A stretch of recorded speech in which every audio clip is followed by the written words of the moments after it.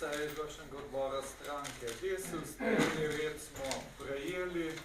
Ali je mogoče na dnevni red kakšna pripomba, da ga ne bi prebiral? Generalni sekretar ima pripombo na dnevni red. Nimam pripombo, ampak dopolnitev dnevnega reda. Jaz bi predlagal, da pri 4. točki, ki govori o kadrovskih zadevah, dodamo še eno alinejico, in sicer imenovanje v.d. odgovorne urednice Desusovih novic.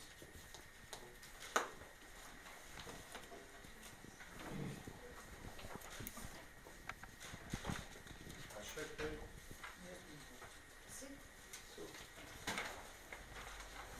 Okej, dobro. Hvala. Dobro delite. Živo. Kakšen stol pa je Pa ni bilo enostavno.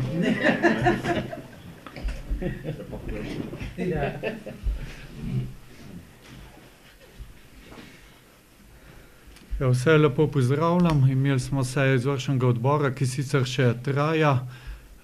Lahko vas obvestim, da nas je obiskal tudi predsednik države, Borut Pahor, ki se je zahvalil za podpore stranke Desus na predsedniških volitev. Prepričani smo, da je tudi stranka Desus pripomogla k temu, da je predsednik države Borut Pahor ponovno izvoljen za predsednika države. Seveda danes na izvršnem odboru nismo mogli mimo teme, ki je ta trenutek najbolj politično aktualna. Gre za gospoda Ahmada Šamija. Vi veste, da smo to zadevo obravnavali na seji vlade, da kot minister za zunanje zadeve in kot član vlade nisem videl pogojev za utemeljitev statusa tujca na podlagi 51. člena zakona o tujcih.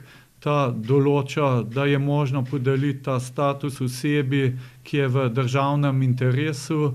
Ugotovili smo na seji vlade, da tega državnega interesa ni mogoče ugotoviti, zato predsednik vlade niti ni to točko uvrstil kot formalno točko za sejo vlade in tudi ni bila sprejeta nobena odločitev. Moram reči, da člani izvršnega odbora so podprli to moje stališče, ki sem ga zastopal tudi na vladi. Seveda pa obstaja tudi ta humanitarna komponenta, kjer želimo tudi v stranki Desus, da se najde v skladu z zakonom ustrezna rešitev. Gre pač za poseben primer, očitno tudi zakonodajalec ni mogel predvideti vseh primerov, vendar mi vseeno upamo, da lahko državni organi v tej državi, zlasti Ministrstvo za notranje zadeve, pripomore k ustrezni rešitvi.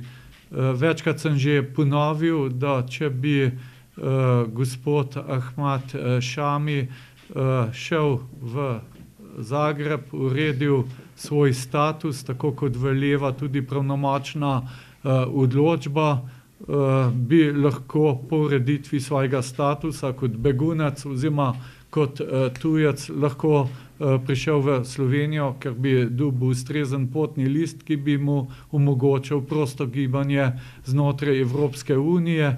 Tukaj bi pa seveda lahko Ministrstvo za notranje zadeve tudi v dogovoru z Ministrstvom za notranje zadeve Republike Hrvaške pač postorilo vse potrebno, da bi ta postopek se hitro izvedel in tudi dokončal. In prepričan sem, da bi lahko gospod Ahmad Šami lahko to zadevo uredil v enem dnevu, če bo seveda dobra volja na obeh strani in seveda tudi, če bo gospod Ahmad Šami sprejel takšno rešitev. Kot pravnik moram reči, da kakšne drugačne rešitve v tem trenutku ne vidim. Če pa obstaja, bom pa zelo vesel, da imamo rešitev, ki lahko reši ta konkretni primer.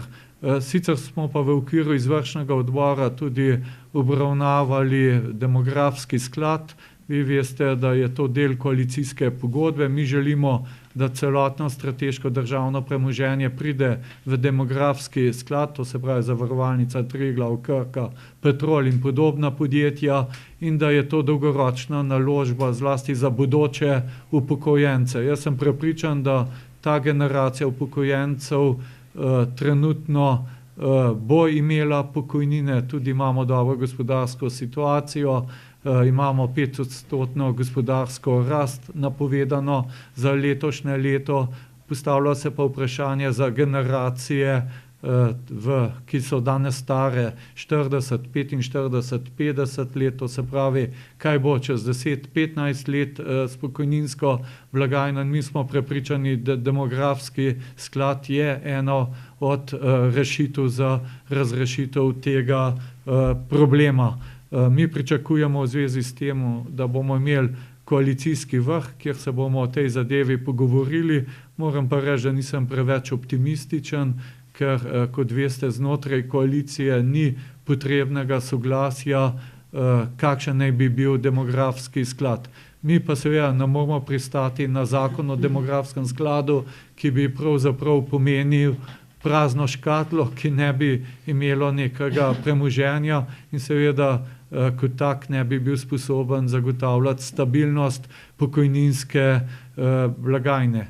Mi napovedujemo, ukolikor ne bo prišlo do dogovora, bo stranka Desus sama vložila zakon o demografskem skladu in sicer s takšno vsebino, kot jo mi zagovarjamo. To se pravi, da vso strateško državno premoženje naj bo zajeto v demografski sklad in glavna skrb demografskega sklada naj bo zagotavljanje pokojnin tudi za prihodnje generacije upokojencev. Seveda imeli smo tudi razpravo glede sprejetega proračuna 2018-2019.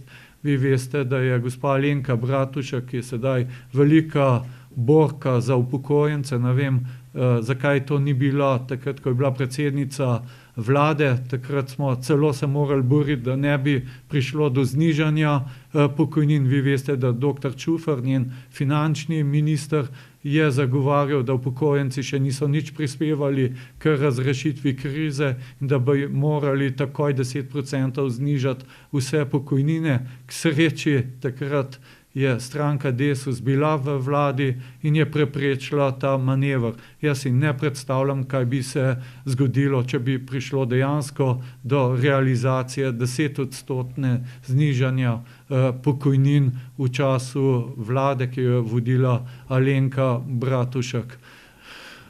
Kar se tiče proračuna za leto 2018-2019, mi ocenjujemo, da ta proračun zagotavlja normalno funkcioniranje države. Pričakujemo pa, da če bo dejansko 5% gospodarska rast v letošnjem letu, da bi bilo pa prav, da potem, ko bodo parlamentarne volitve izvedene, ko bo ustanovljena nova vlada, da se morda razmisli tudi o rebalansu proračuna za leto 2018, ker dejansko napovedi, zlasti gospodarske, so tako ugodne, da bi lahko, če se bo ta trend nadaljeval, lahko tudi naredili rebalans proračuna, zato ker bi bili prihodki v proračunu višji in bi lahko določene projekte, ki jih morda trenutno ne moramo realizirati zaradi prenizkega obsega sredstev v proračunu, pa lahko realizirali potem, ko bi bila oblikovana nova vlada in ko bi dejansko tudi videli, kakšen je uraden podatek gospodarske rasti v Sloveniji. Ampak kot rečeno, pričakujem 5% gospodarsko rast. Poglejte, mi smo imeli odbor ministrov Italija-Slovenija, pregledali smo za prve 6 mesecev, gospodarsko sodelovanje je za prvih 6 mesecev naraslo za 19% in če vemo, da z Italijo imamo 6,4 milijarde evrov gospodarskega sodelovanja, je 19% ena dobra milijarda dodatnih prihodkov iz naslova gospodarskega sodelovanja. Tudi z Rusko federacijo moram reči, da za prve 6 mesecev kaže 26% več obsega gospodarskega sodelovanja. In seveda to so kazalci, ki kažejo na to, da država gre po pravi poti, da tudi v okviru gospodarstva gredo stvari v pravo smer. Vemo, da raste zaposlenost, tako da mislim, da ta proračun, ki je bil sprejet, je pač sprejet v nekih okvirih, ki veljajo v tem trenutku. Prepričan pa sem, da če bodo te trendi se nadaljevali, da bi bilo prav, da bi prišlo tudi do popravka proračuna za leto 2018 in seveda tudi za leto 2019. Vemo, da se je tudi v tem trenutku zaključila javna razprava glede dolgotrajne oskrbe na domu. Jaz moram reči, da ta zakon je bil vložen brez koalicijskega usklajevanja. Ministrica ga je dala direktno v javno razpravo. Moram reči, da naša glavna pripomba glede tega je zlasti to, da Ministrstvo za zdravje predvideva dodaten prispevek za to dolgotrajno oskrbo. Mi temu nasprotujemo, mi mislimo, da ljudje so zadosti obremenjeni glede na dobre gospodarske kazalce. Mislim, da niti ni potrebno, da bi od ljudi zahtevali kakšen poseben prispevek. Glede tega bo verjetno več povedal gospod dr. Tomaž Gantar, ki se ukvarja s to materijo.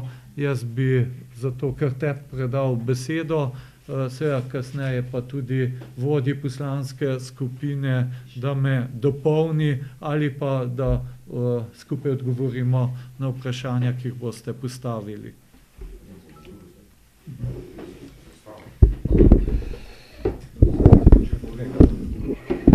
Dobro.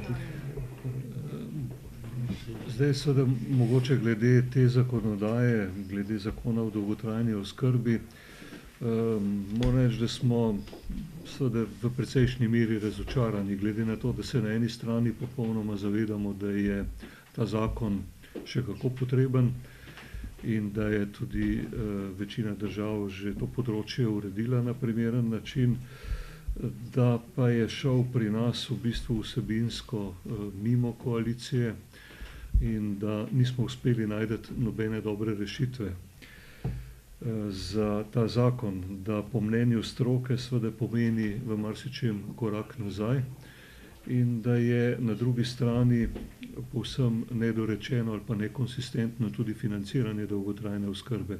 Namreč, če pogledamo, da jo na eni strani na vsak način želi ministrica ukiniti dopolnilno zavarovanje na področju zdravstva, pa tu na podoben način odpira vrata za tovrstna zavarovanja pri dolgotrajni oskrbi. Veliko je pa pripomb tudi pri sami vsebini in glede na to, da je javna razprava končana in da nismo v bistvu posebnega vpliva imeli pri pripravljanju te vsebine, upamo saj v prvi fazi, da bo v čim večji meri, da bodo upoštevane pripombe, ki so tekom javne razprave seveda bile dane Ministrstvu za zdravje, da bodo tudi korektno obravnavane in na to tudi vključene v nov predlog zakona. Gre za izredno kompleksen, izredno dolg zakon in če bo delo potekalo na način, kot je do danes potekalo, brez jasnih odgovorov in upoštevanjem predvsem tudi strokovnih stališč, potem je v resnici zelo malo upanje v tem mandatu za sprejem tega pomembnega zakona, ki pa ga sami pričakujemo in tudi seveda zagovarjamo njegov sprejem. In lahko verjamete, da seveda vkolikor bo ta zakon korektno pripravljen z pravimi rešitvami, potem seveda ne bomo mi tisti, ki bomo onemogočali sprejem takšnega zakona.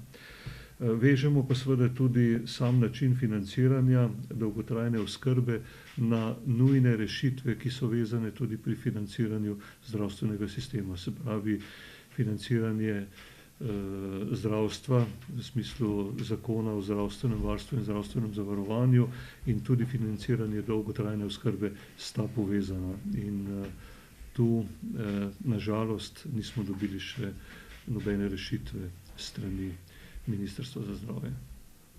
Hvala. Sedaj pa vaše vprašanja.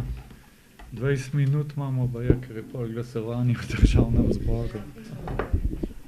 Omenili ste ta primer Šami, pa potem dolgotrajna oskrba. Vsi ti projekti koalicije kažejo, da ne bodo šli skupaj. Boste delovali do volitev tako, kot smo gledali zadnje pol leta, mogoče eno leto. Kako bo koalicija delovala ob tem, da neke rešitve boste vi sami vložili, na nekatere bo SMC, potem boste šli v parlament in bo kaj, kakorkoli bo kdo glasov zbral? Ja, poglejte, jaz sem že dalj časa opozarjal, da prihajamo v čas, ko pač koalicija ne spoštuje več dogovorov.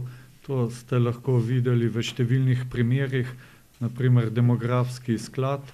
To je bil dogovor, ki je celo zavezan v koalicijskem sporazumu, pa ne moremo priti do realizacije tega, kar smo zapisali takrat v koalicijskem sporazumu.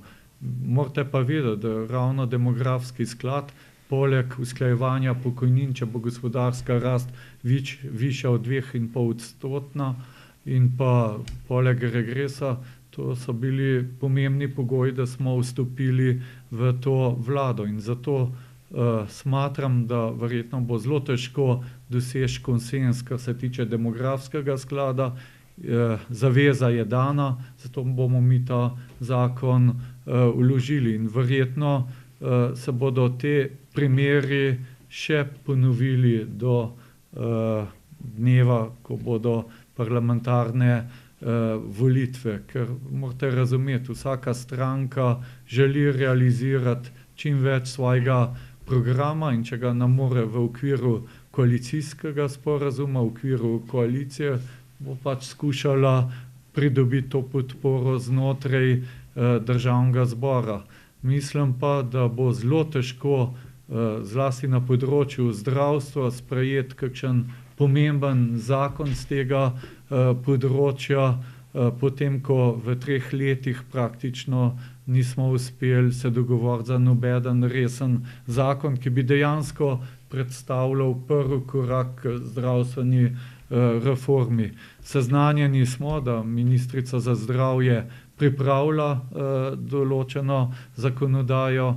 Slišal sem, da pripravlja zakon o zdravstvenem varstvu in zavarovanju, za katerega sem prepričan, da ni možnosti, da bi bil sprejet, ker način financiranja zdravstva je eden od ključnih vprašanj, ki se tiče same reforme zdravstvenega sistema. Mi kot reformo zlasti razumemo zdravstvo, ki bo še bolj javno, zdravstvo, ki bo financirano iz javnih sredstev, ne pa zdravstvo, ki bo sprivatizirano, zdravstvo, za katerega bo treba plačati zdravstvene storitve.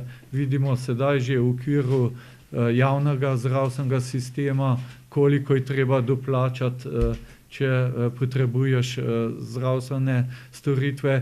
In v stranki Desus mi razumemo zdravstveno reformo zlasti kot vprašanje, ali bomo v prihodnje imeli več javnega zdravstva ali bomo imeli več privatnega zdravstva. Prepričan sem, da za upokojence je v interesu, da imamo čim več javnega zdravstva. Tako da jaz predvidevam, da v naslednjih mesecih bo ta politična scena zelo živahna. Vidite že ta primer Ahmada Šamija, kakšne turbulence povzroča, kaj šele, ko bodo kakšni resni zakoni, kakšni resni izzivi, politični izzivi.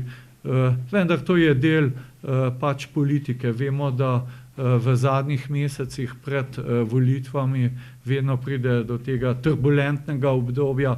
Ne nazadnje mislim, da tudi ustavna obtožba, ki je vložena proti predsedniku vlade, je del tega scenarija, ker menimo, da pogojev za to ustavno obtožbo ni. V stranki Desus smo prepričani, da tukaj ni šlo za kršitev ustave, saj se je predsednik vlade na nek način zavzemal za to, da bi rešil situacijo v zvezi z gospodom Ahmadom Šamijem. Kaj pa glede Hrvaške, tudi predvolilno obdobje, tam je Agrokor dolgove, tukaj pri nas predvolilno obdobje, srečanje Cerar Plenković ni na obzorju, dogovora ni, ta rok za uresničitev je 29. decembra. No, gotovo 29. decembra, ko bo ta rok za implementacijo, ki je instrukcijski rok, ko bo potekel, se bo tudi odprlo to poglavje kot ena od predvolilen tem. Jaz sem prepričan, da bo vlada dobila vprašanja, kaj je zdaj z implementacijo arbitražne odločbe. Vi sami veste, da sem bil velik zagovornik, da je treba takoj začeti z implementacijo, zlasti na morju.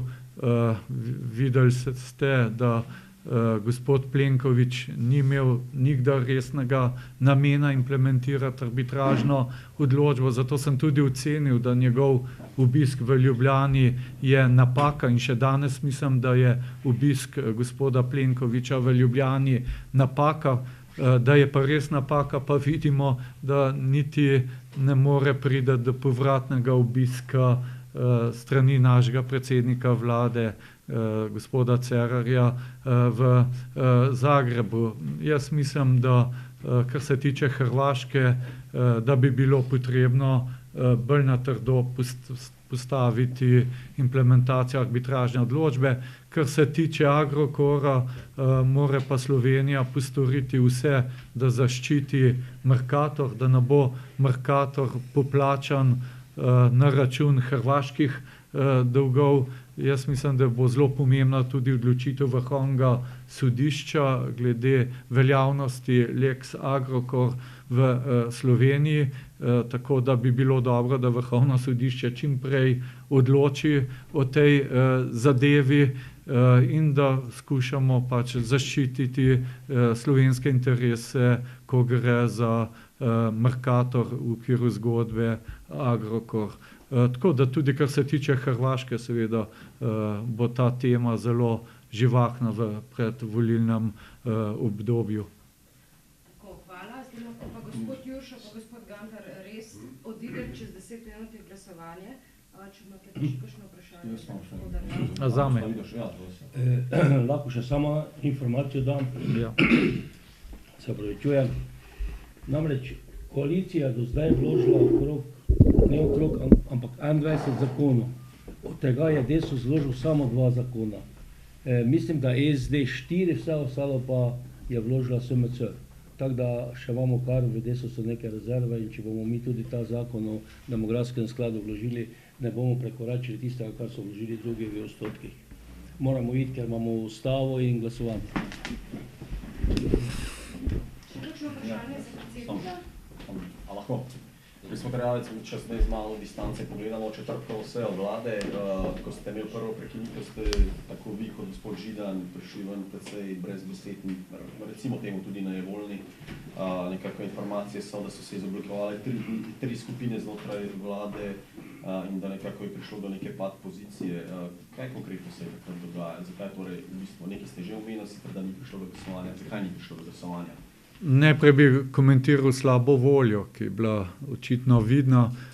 Slaba volja je bila zlasti posledica tega, da je bila odločitev, da se ta zadeva obravnava na nivoju vlade. Jaz mislim, da to ni bilo potrebno, če se je šlo na 51. člen zakona o tujcih nadaleč, se vidi, da ta člen ne bi omogočil ureditev statusa za Ahmada Šamija. Zlasti bi se pa poslabšal njegov položaj.